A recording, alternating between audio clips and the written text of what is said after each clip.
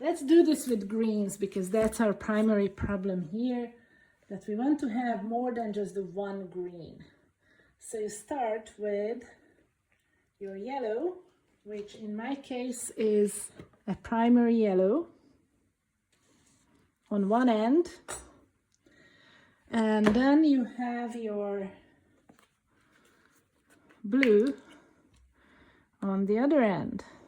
And because this is a phthalo blue, it's a very strong one, you don't need a lot of it to modify your mixtures. Okay, so your first thing is to start, you pick up just a tiny bit of your blue, not much, really small amount, and you start mixing it with some of your yellow. In fact, you need more of your yellow. It's almost all of my yellow. And look at that now, it's, if I mix up all these yellows, that's a nice spring green. If I start adding more of my blue, so you take your previous mixture, let's say that is not the right green, then you pick up with the knife and you scrape away a different lump and you add more of your modifying color. And you always modify with the darker color. So you start with the lighter color and you start modifying with the darker one. Let's say that is still not my right favorite green. I don't scrape away the whole of it. I don't mix the entire big lump.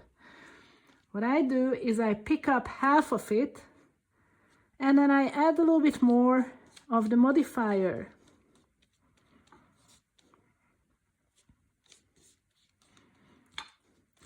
If it's still not good, then again I scrape half of that and mix it with more of the modifying color.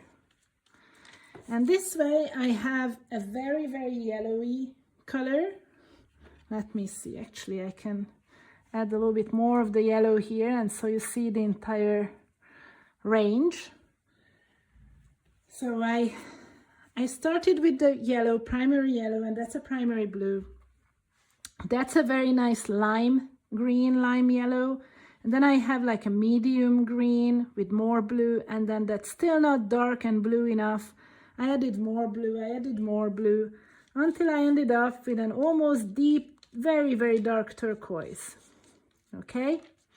Now this is not enough. You want to add a range of lighter colors to it. And I'm going to show you by just adding a strip of this light white here.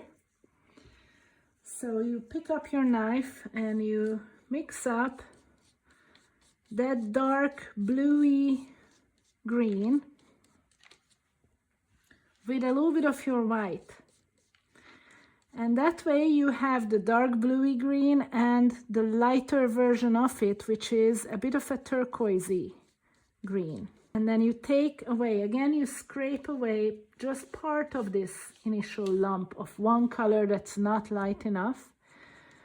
And you mix it up with just a little bit of your white, which is the modifier in this case.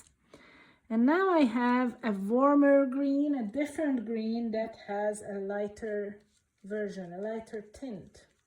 You can go all the way to very, very, very light, depending on how much white you mix in. Then I go on to the next lump here and add a little bit of white. Again, scraping part of the initial green to the side and adding some of the white, not all of it, just some of it. And then I go on to this lime green and add a little bit of the white. And now I have this very light, warm, yellowy green. You can even take a little bit of the yellow, the pure yellow, add some of the white to it, and you end up with something that's almost lemon yellow there. So this way you have a range of greens, and as you work, so naturally when you work with the palette and using the palette knife, you usually have to go back and mix a new batch of paint because you run out of that initial mixture of green. And it will always be a slightly different mixture. So you constantly go back and forth between your painting, whatever you are painting, and your palette.